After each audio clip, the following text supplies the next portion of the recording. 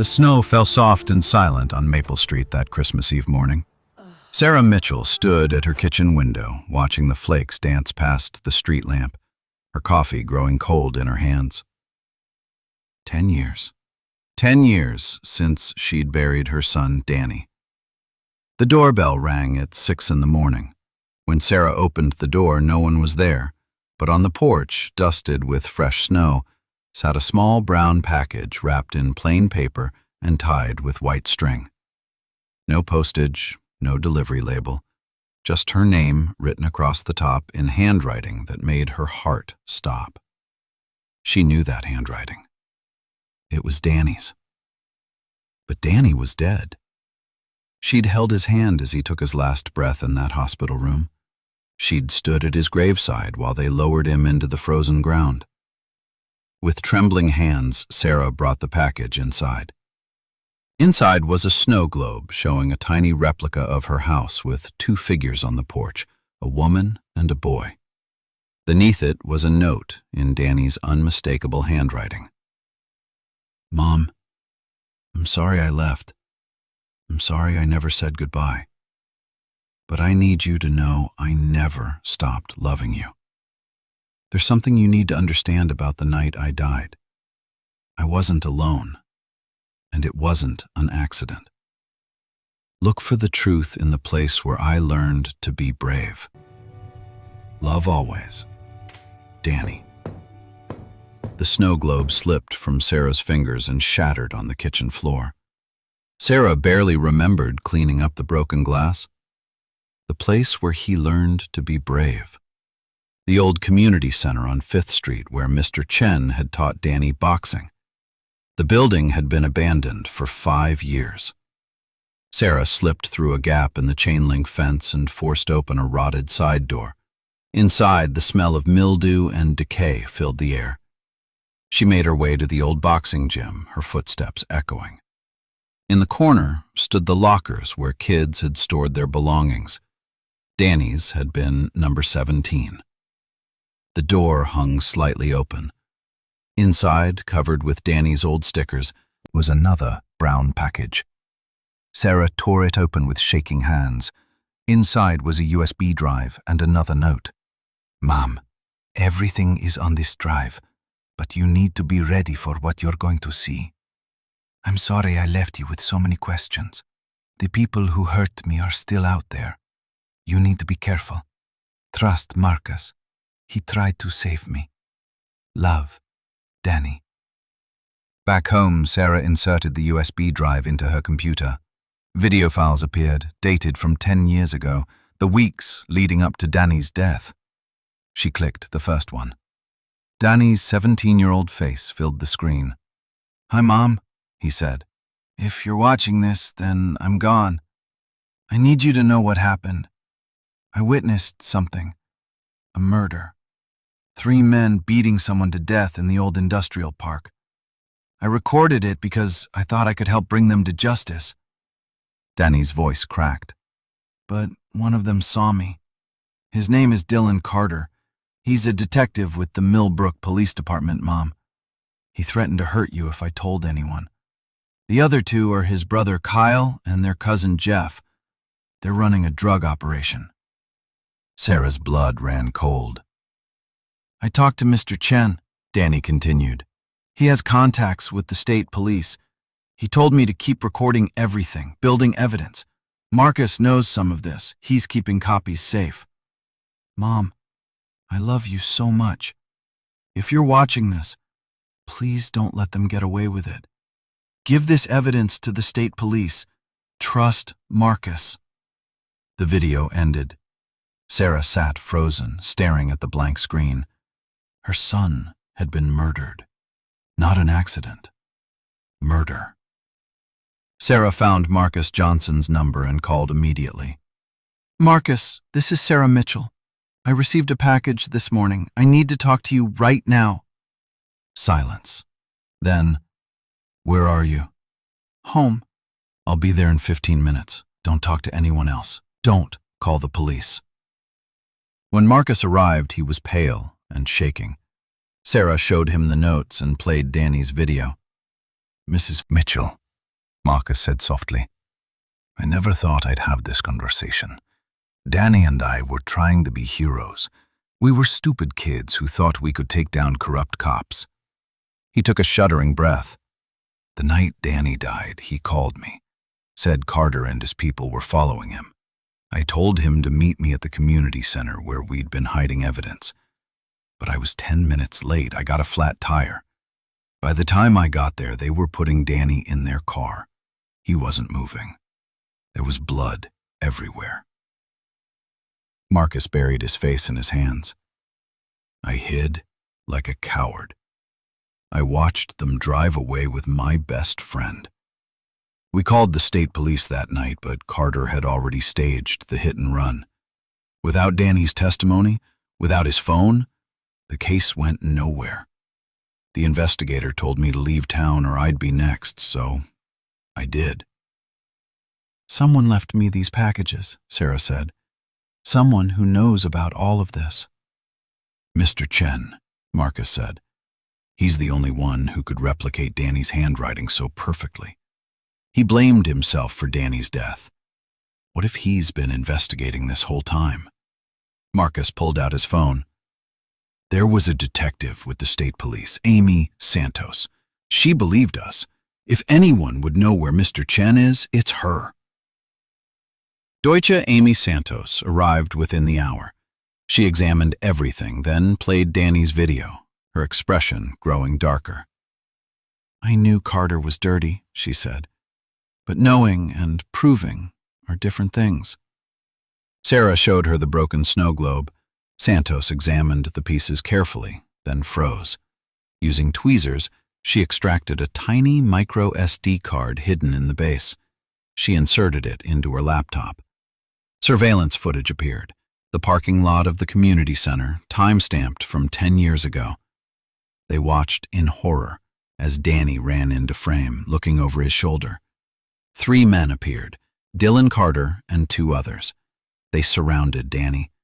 He fought back with everything Mr. Chen had taught him, but 3 grown men against 1 teenager was no contest. Sarah watched her son die. She watched him fall and stop moving.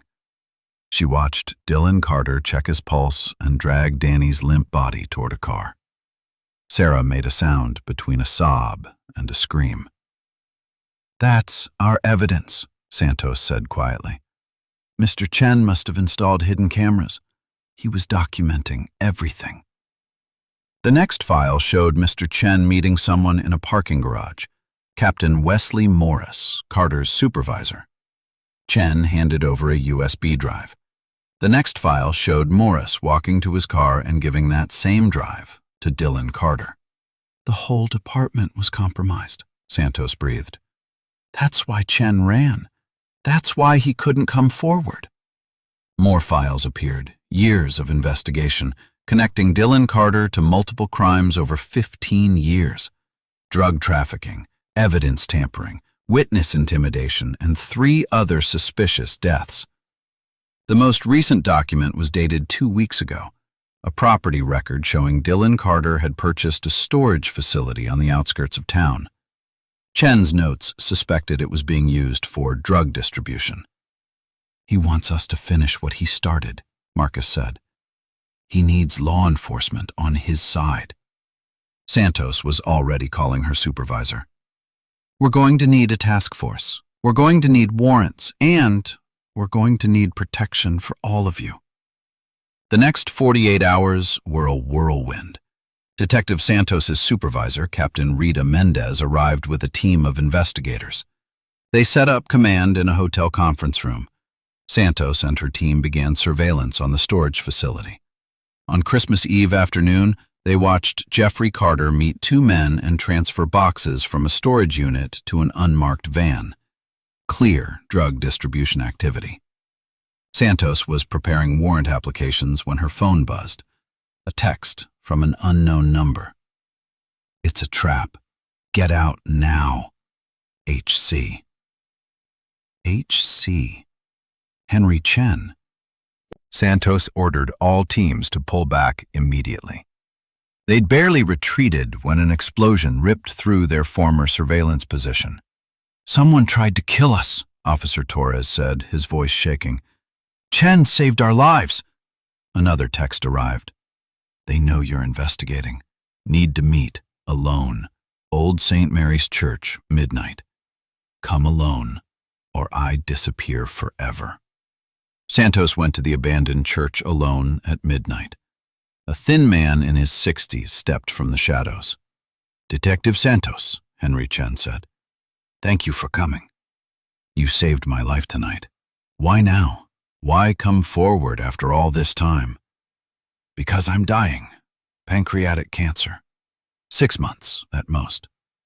I need to see this through before I go.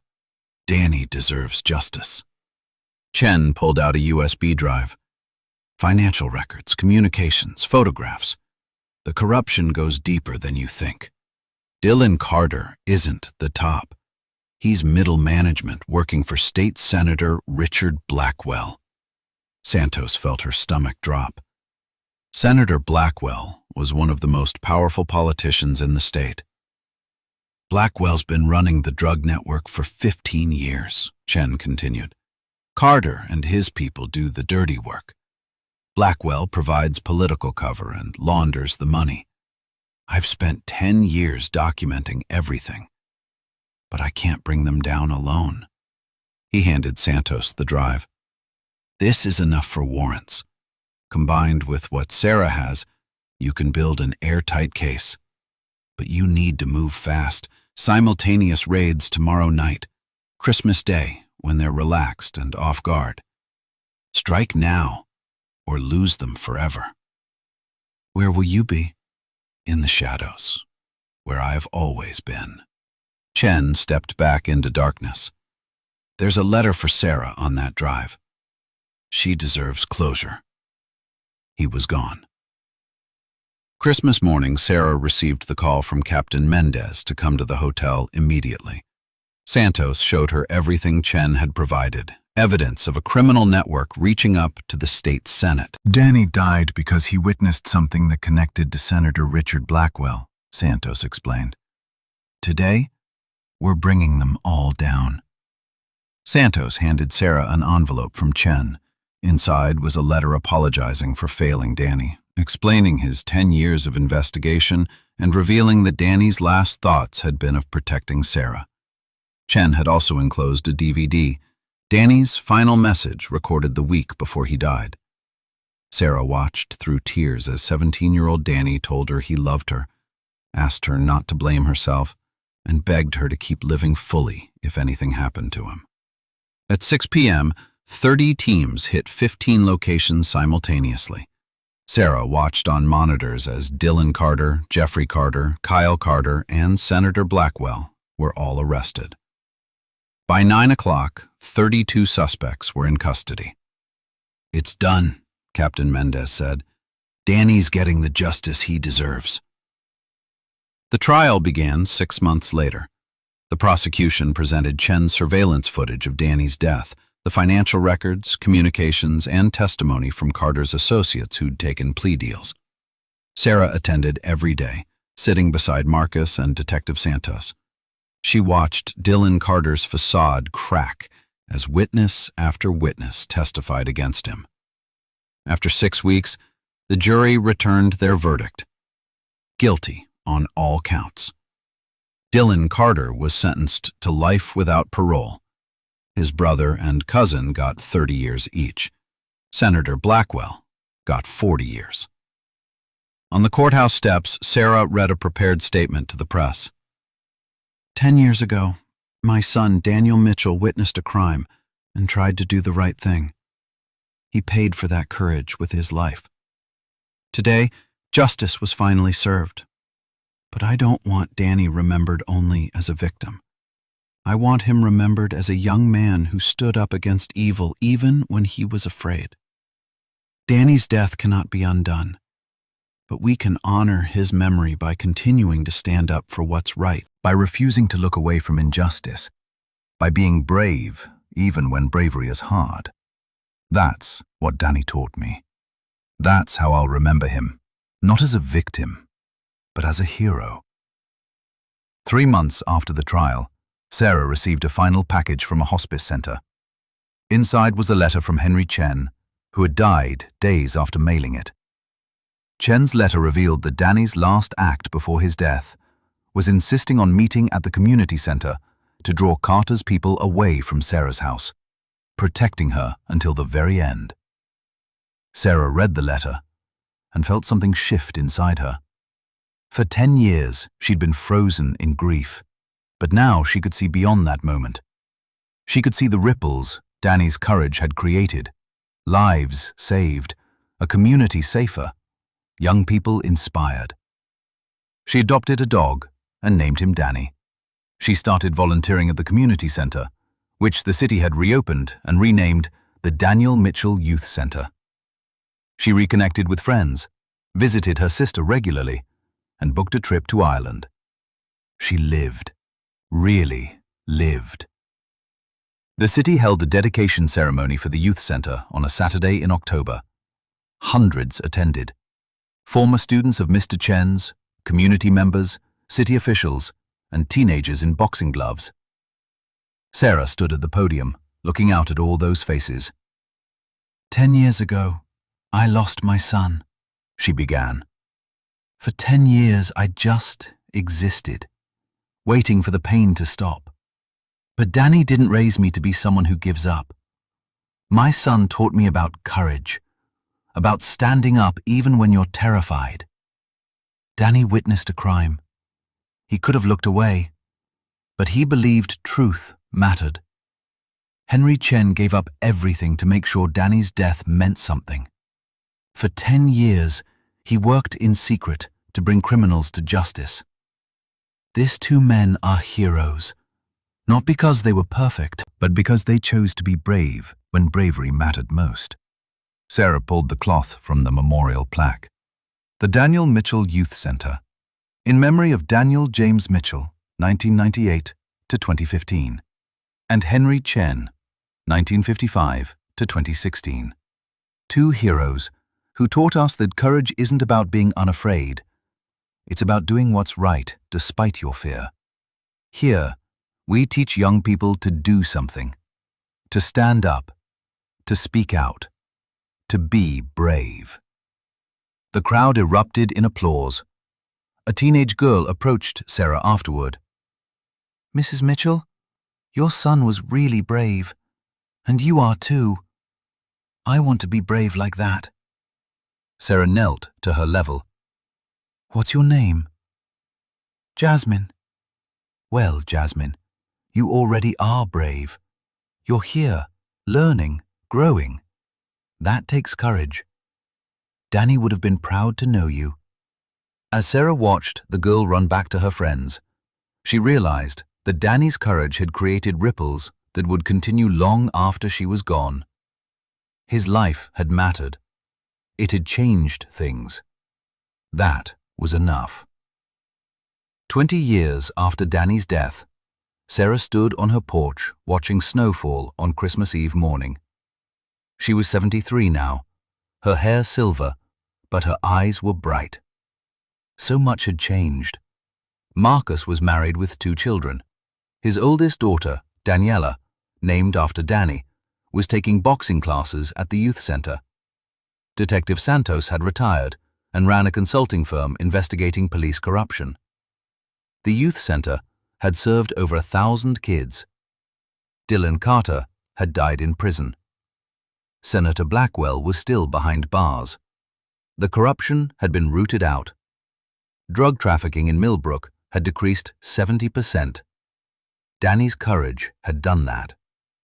Sarah had traveled the world, written a best-selling book about Danny's story, proceeds going to the youth center, and fallen in love again with a gentle widower named Robert, who understood grief. She'd lived, really lived. Her phone buzzed. A text from Daniela. Grandma Sarah, I won my match today. Coach said I throw a punch just like Uncle Danny. Sarah smiled and looked up at the falling snow. Merry Christmas, Danny, she whispered. Your life mattered. It still matters. Every day, you're still changing the world. For a moment, she felt a presence beside her, warm, familiar, beloved. Her son, watching over her. Sarah went inside where Robert was making hot chocolate, where photo albums waited, where life continued, rich and full and worth living. Danny had taught her that love doesn't end, that courage matters, that standing up for what's right is always worth it, that every life, no matter how brief, can change the world. If you've read this and watched this video to this point, I want to ask you something important. Look around your community. Look at the injustices you see, the wrongs that everyone knows about but nobody addresses. You have a choice, just like Danny had. You can look away, or you can be brave. I'm not saying be reckless, but ordinary people have extraordinary power when they choose to use it. If you witness a crime, report it. If you see bullying, intervene or get help. If you know about corruption, find someone trustworthy to tell. Document what you see, keep records, tell people you trust, build a network. Be smart, but be brave enough to act. Young people, your voice matters. Danny was 17. He changed everything. Parents, teach your children that character matters more than comfort, that integrity isn't negotiable. Teachers, coaches, mentors, you have incredible power to shape young lives. Teach courage, reward integrity. Law enforcement, honor your oath. Protect and serve means protecting the vulnerable and serving justice. Be worthy of the badge. Everyone else, don't be a bystander. Don't assume someone else will handle it, because evil thrives when good people do nothing. But one person with courage can change everything. Danny did. Mr. Chen did. Sarah did. You can, too. This story teaches us vital truths. 1. Courage isn't the absence of fear. It's action despite fear. Danny was terrified, but he stood up anyway. That's true bravery. 2. One person can make a difference. Danny, one teenager with a phone and a conscience, brought down an entire criminal empire. 3. Truth always matters. Even when truth is dangerous, it matters. Danny died for truth, but that truth eventually brought justice. 4. Grief doesn't have to destroy us. Sarah learned to live again after 10 years. Loss is painful, but it doesn't have to be the end of our story. 5. Justice may be delayed, but it's worth pursuing. It took 10 years, but Danny's killers faced justice. Don't give up because results aren't immediate. 6. Legacy isn't about how long you live. It's about how you live. Danny lived only 17 years, but his impact continues decades later. 7. Ordinary people can be heroes. Danny, Mr. Chen, Sarah, Marcus. None had superpowers. They just had courage and integrity. 8. Evil relies on good people staying silent. The criminals operated for years because people were scared to speak. When people found their voices, evil was defeated. 9. Community matters. Sarah didn't fight alone. She had Marcus, Santos, Chen, and others. Together, they were unstoppable. 10. Love endures. Even death couldn't break the bond between Sarah and Danny. Love transcends time and circumstance. Remember, you are stronger than you think. You are braver than you know. You have the power to stand up, speak out, and change the world. Don't wait for someone else to be the hero. Be the hero, just like Danny.